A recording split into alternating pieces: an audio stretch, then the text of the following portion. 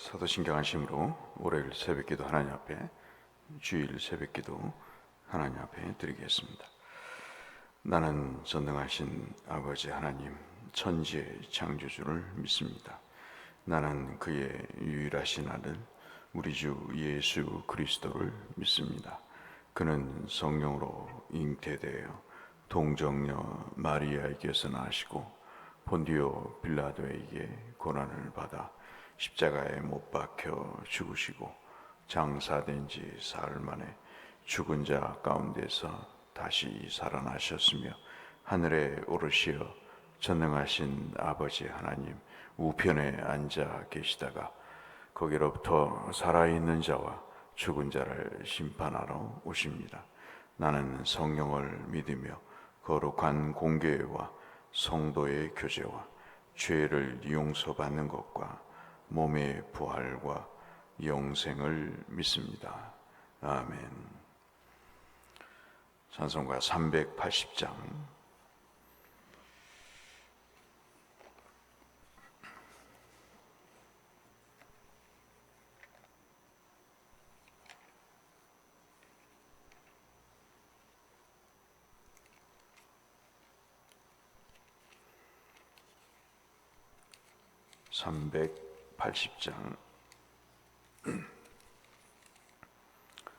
우리 함께 찬송하겠습니다. 나의 생명 되신 주, 주님 앞에 나아갑니다.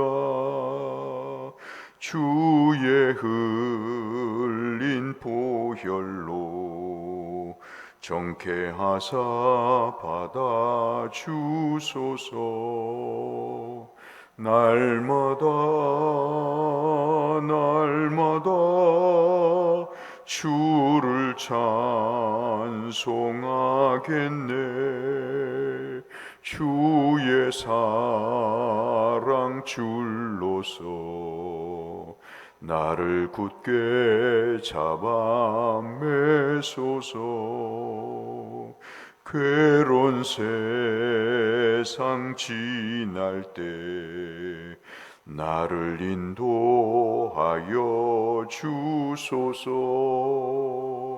주를 믿고 나가면 나의 길을 잃지 않겠네.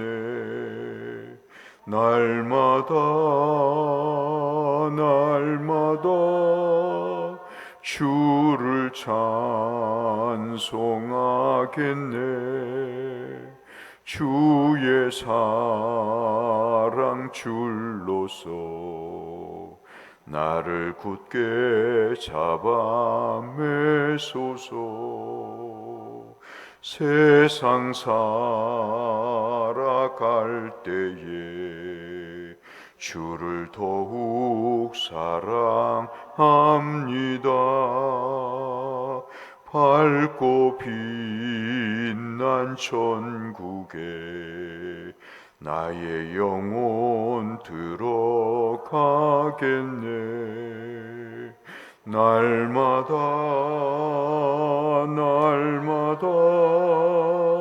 주를 찬송하겠네. 주의 사랑 줄로서 나를 굳게 잡아 매소서. 아멘.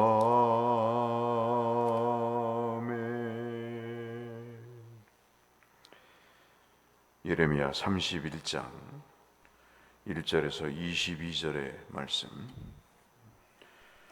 잠시 묵상하겠습니다.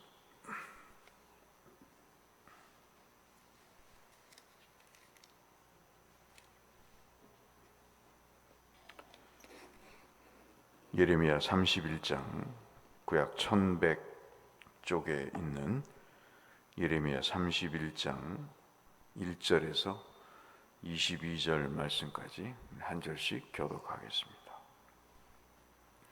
이스라엘의 말씀이니라. 그때 내가 이스라엘 모든 종족의 하나님이 되고 그들은 내 백성이 되리라.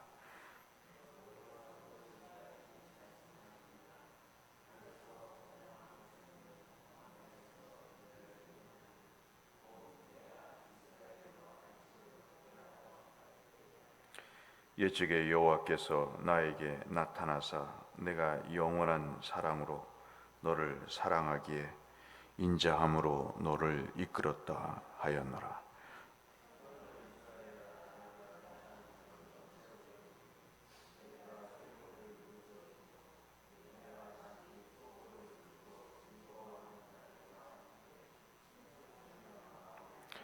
내가 다시 사마리아 산들에 포도나무를 심되 심는 자가 그 열매를 따기 시작하리라.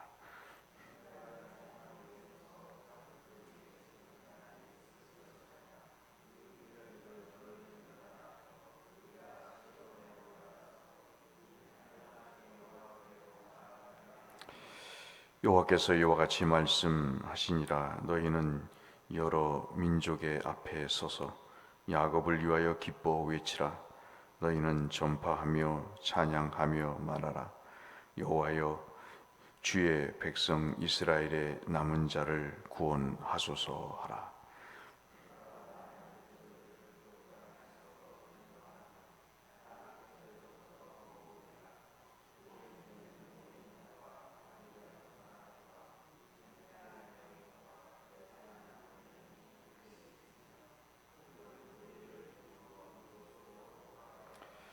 그들이 울며 돌아오리니 나의 인도함을 받고 간구할 때 내가 그들을 넘어지지 아니하고 물 있는 계곡의 곧은 길로 가게 하리라.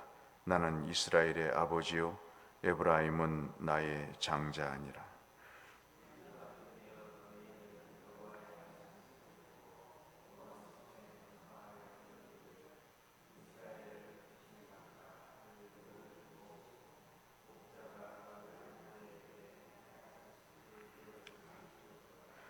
여호와께서 야곱을 구원하시되 그들보다 강한 자의 손에서 속량하셨으니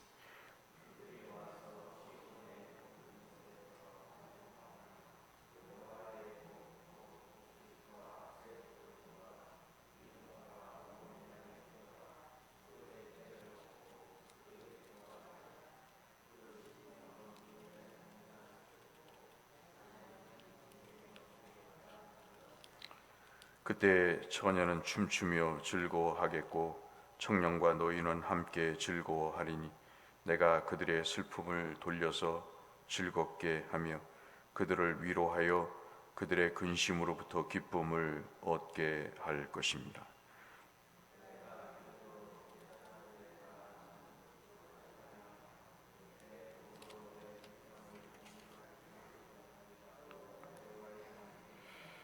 여호와께서 이와 같이 말씀하시니라. 라마에서 슬퍼하며 통곡하는 소리가 들리니 라헬이 그 자식 때문에 애곡하는 것이라. 그가 자식이 없어져서 위로 받기를 거절하는도다.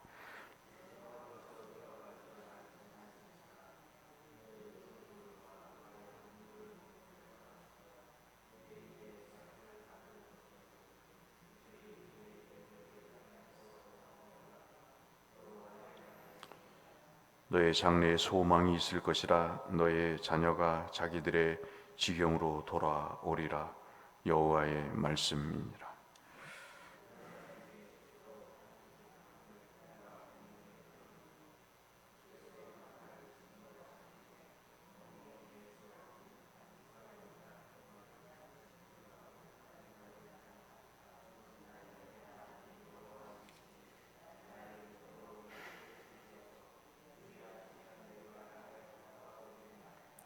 내가 돌이킨 후에 뉘우쳤고 내가 교훈을 받은 후에 내 볼기를 쳤사오니 이는 어렸을 때 치욕을 짐으로 부끄럽고 욕됨이니이다 하도다.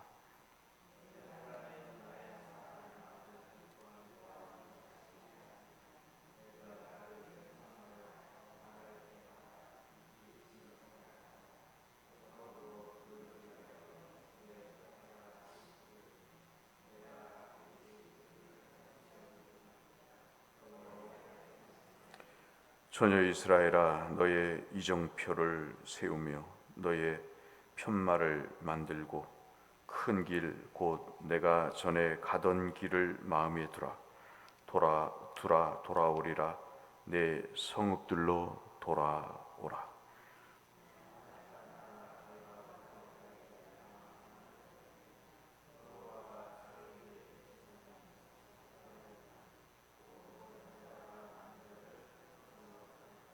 아멘.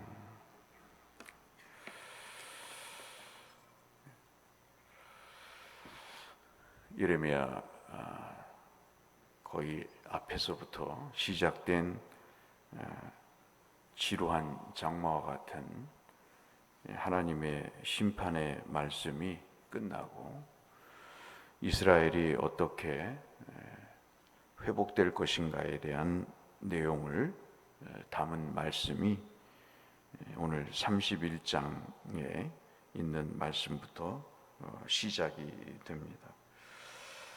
물론 이제 31장 말씀은 30장과 연장선상에 있는 희망의 메시지가 30장부터 시작이 된 것은 사실입니다. 한 두 해만 고생하면 바벨론 포로에서 돌아올 것이라고 하는 거짓 선지자들의 그 증거, 그러니까 참 묘하죠. 예나 지금이나 거짓된 자들은 이 말씀에 기초하지 않은 것, 이것이 공통된 특징인 것 같습니다. 그런데 그에 반해서 예레미야는 70년을 포로로 잡혀갈 것이다. 그럼 여러분 생각해 보세요. 2년 심판을 이야기하는 거짓 선지자들의 말과 70년 동안 포로로 잡혀갈 것이라고 하는 예레미야의 청천벽력과도 같은, 그러면서 자기는 고국의 땅을 사는 이 모습을 보고 누구의 말이 하나님의 말씀이라고 여겨지겠습니까? 우리가 신앙이 떨어지면요, 분별력이 없어지는 거죠. 어떤 말씀의 권면이나 그 말씀을 읽어도 감흥이 없고 감동이 없고, 그리고 무엇을 어떻게 행동해야 되는지도 알지 못하는 참으로 무지한 영적인 치매에 걸리는 그런 상황에 접하게 되는데, 이스라엘이 지금 그런 상황입니다. 그런데 1절부터 우리가 보셨던 14절까지의 말씀은 겉으로 드러나는 회복이 있을 것임을 말씀합니다. 다시 포도원에서 포도를 추수할 수 있고요. 옛날에는 파수꾼이 있었습니다. 파수꾼이 포도원을 지키는 파수꾼이 아니고 예배를 드려야 되는데 항상 적이 침략을 해왔어요.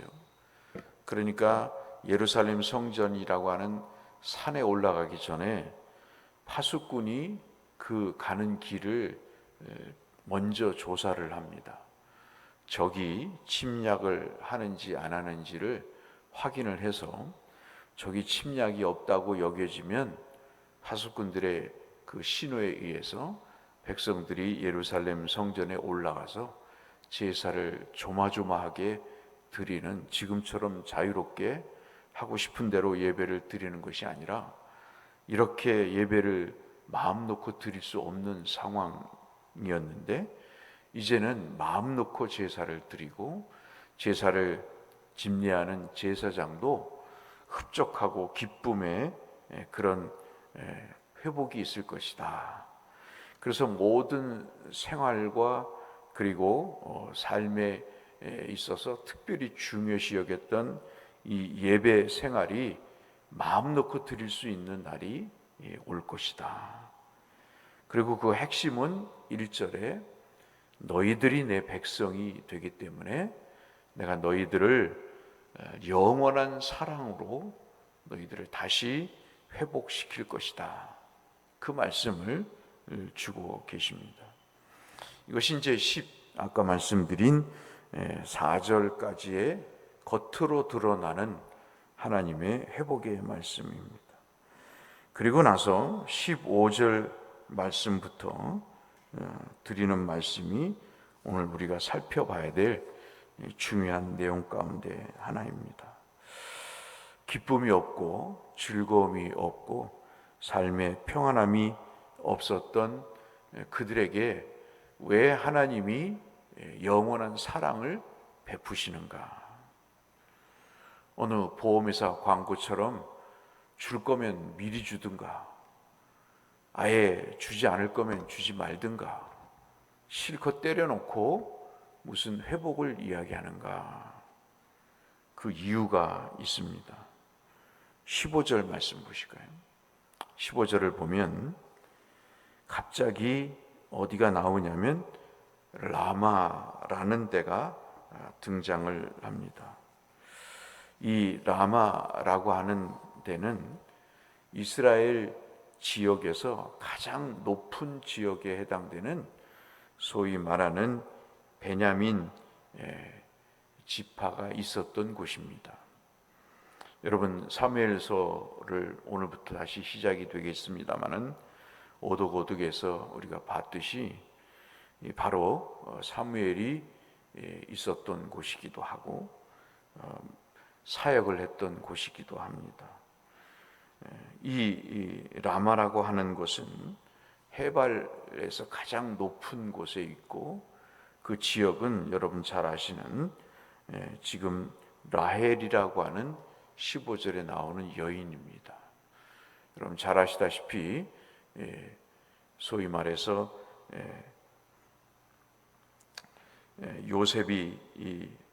요셉과 그 베냐민을 낳게 된 모친이 되죠.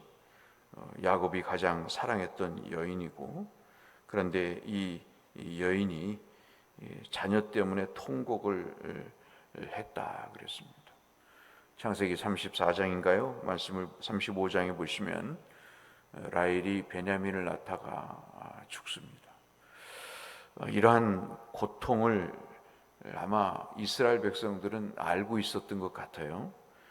세상에 가장 슬픈 일이 뭔가? 바로 이런 일이라는 거죠. 그런 죽음의 고통에 있던 라헬을 하나님께서 위로하시고 그에게 슬픔의 뒷면에 기쁨을 허락하신 것처럼 지금 라헬처럼 고통스러워하고 죄로 인해서 절망스러운 이스라엘을 구원하고자 하는 하나님의 동기는 바로 이 영원한 사랑이라고 하는 말씀을 하고 계시는 것입니다. 그 말씀이 여러분 우리가 봤던 앞절에 있는 그런 내용들이죠.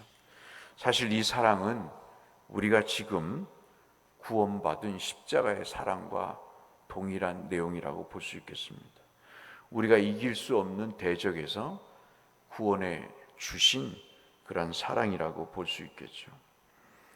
그런데 이제 이 말씀을 하시면서 주께서 17절에 너희에게 장래에 소망이 있을 것이다, 그렇게 말씀을 하세요.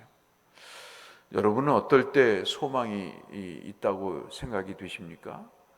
자식이 많고 돈이 많고 건강하고 그리고 힘이 있으면 소망이 있다고 여기실까요? 17절에 보시면 이스라엘에게 이렇게 소망이 없는 자에게 소망이 있을 것이라 그러면서 너희 자녀가 자기의 살던 곳으로 돌아오리라, 이것이 여호와의 말씀이라고 그렇게 말씀합니다. 그런데 18절 말씀 보시죠. 에브라임은 이스라엘을 얘기합니다. 여러분 잘 아시는 대로 에브라임이라고 하는 이 족속은 소위 말하는 요셉의 후손이 되겠죠. 이 에브라임이 스스로 탄식함을 내가 분명히 들었다 그래요. 성경 여러 곳에서 보면 이스라엘이 바벨론으로 잡혀간 이후에 여러 가지 증상이 나타납니다. 하나의 못된 증상은 하나님이 우리를 버렸다는 생각의 증상이고요. 또 하나는 우리가 왜 망하게 되었는가를 열심히 성찰하는 하나의 증상입니다. 이 두 번째 증상이 바로 자기를 성찰하는 그런 약속의 말씀. 나를 징벌하시며 멍에에 익숙하지 못한 송아지 같은 내가 징벌을 받았나이다 라고 깨닫게 된다는 것이죠. 그러면서 주는 나의 하나님이요 여호와이시니 나를 이끌어 돌이키소서. 그리하시면 내가 돌아오겠나이다.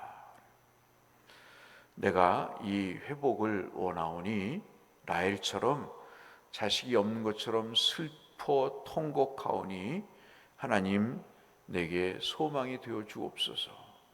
그렇게 기도를 한다는 것이죠. 이게 여러분 은혜가 아니고서는 어떻게 가능하겠어요? 죄를 지어도 파렴치하게 떳떳하게 부끄러움 없이 살아가는 세상 속에서 이러한 자기의 성찰과 회개는 참으로 귀한 것이라고 볼 수 있겠습니다. 재미난 이야기가 19절에 등장을 합니다. 이 사람들이 어떻게 자기의 잘못을 뉘우치며 행동했는가를 19절에 이야기하는데 우리 같이 한번 읽어보시고 혹시 여러분들도 한번 삶에 적용을 한번 해보세요. 19절 같이 읽겠습니다. 내가 돌이킨 후에 뉘우쳤고 내가 교훈을 받은 후에 내 볼귀를 쳤사오니 이는 어렸을 때 치욕을 지음으로 부끄럽고 욕됨이니이다 하도다.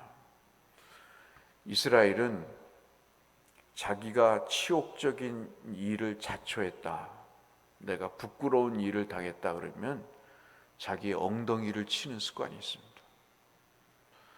이것은 참 남들이 보면 부끄러운 일이지만 그 부끄러움을 알면서도 그냥 슬쩍 엉덩이를 건드린 게 아니라 찰싹거리가 나는 소리가 날 정도로 자기 엉덩이를 치는 거죠. 여러분도 한번 해보십시오. 하나님 앞에 뉘우칠 일이 있거나 그러면 여러분 아무도 보는 곳이 없는 곳에서 여러분의 엉덩이를 한번 쳐보세요. 이렇게 한번 해보시는 게 굉장히 중요한 일입니다. 지금 이스라엘은 자기들의 성찰, 뉘우침이 진짜였음을 19절에 이렇게 이야기를 하는 것이죠. 그러면서 20절에 주께서 이 행동에 대한 화답을 해 주십니다. 에브라임은 나의 사랑하는 아들, 기뻐하는 자식이 아니냐? 내가 그를 책망하여 말할 때마다 깊이 생각하노라. 누가 우리를 깊이 생각하겠어요? 조금만 건드려도 화를 내고 직성에 풀리지 않으면 자기 하고 싶은 대로 하는 세상에 하나님이 정말 못된 이스라엘, 북이스라엘을 하나님이 깊이 생각하셨습니다. 책망하시고 징계를 하시면서도 그들을 깊이 생각하시죠. 이들을 어떻게 세울까? 이들을 어떻게 내 자녀로 만들어 갈까를 깊이 생각하시는 거죠.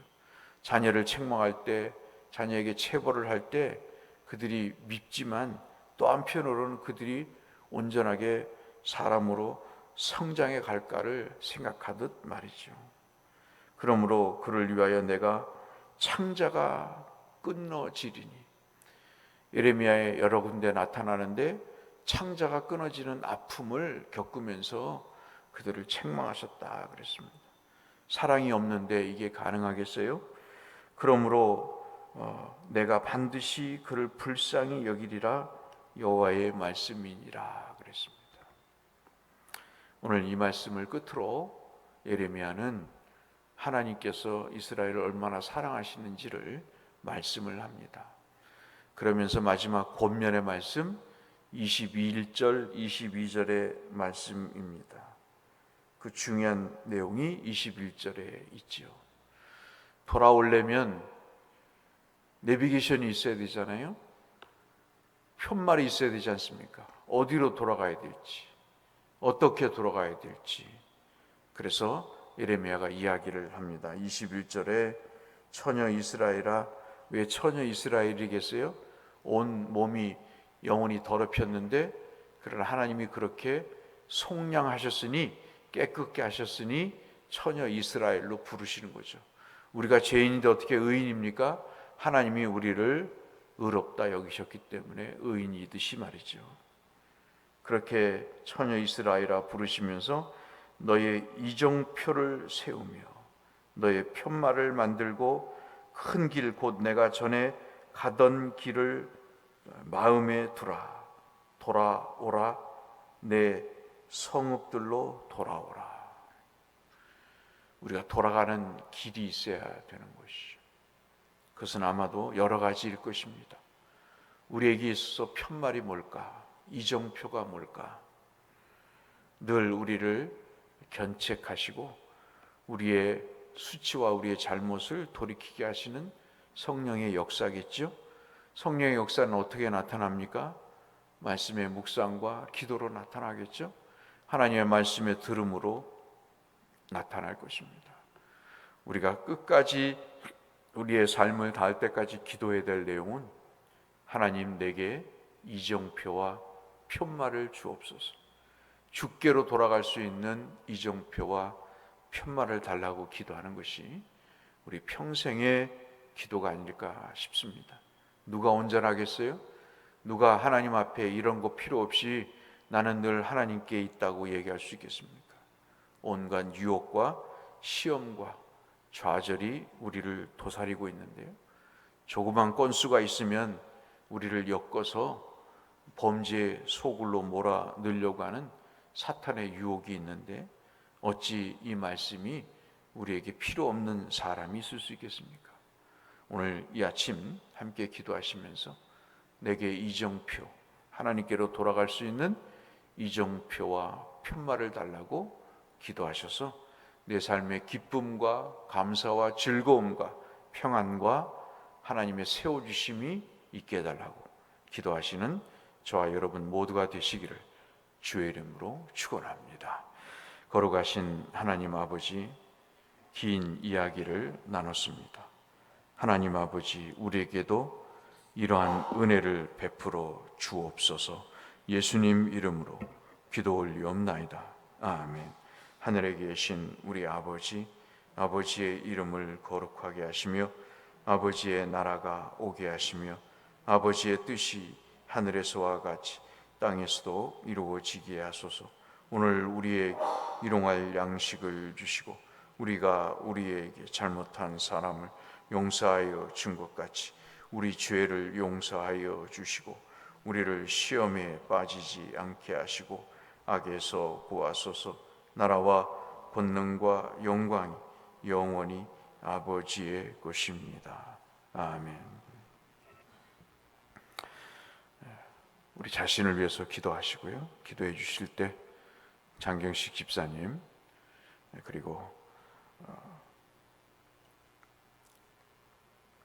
정장로님 위해서 기도해 주시고 또 우리 여러 가지 몸으로 연약한 권사님들, 요양원에 병원에 입원해 계신 집사님들을 위해서 또 우리 대곡교를 위해서 선교사님들을 위해서 기도해 주시기를 바랍니다. 기도하며 주 앞에 나가겠습니다. 아버지 하나님 감사합니다. 주의 은혜를 우리에게 부어주셔서 이러한 삶의 자리에 설 수 있게 하심을 감사합니다. 회복의 은혜를 겉과 속으로 이루어 주시고 베풀어 주시며 우리의 하나님 지향해야 될 방향도 일러 주시니 아버지 감사합니다. 주 여호와여, 우리의 삶에 깊이 관여하셔서 우리가 이러한 새로운 세움의 복을 하나님이 우리 하나님이 되고 우리가 주의 백성이 되는 다시 한번 베푸시는 하나님의 은혜를 우리 모두에게 허락해 주시기를 주님 빌고 소원하오니 역사하여 주시옵소서.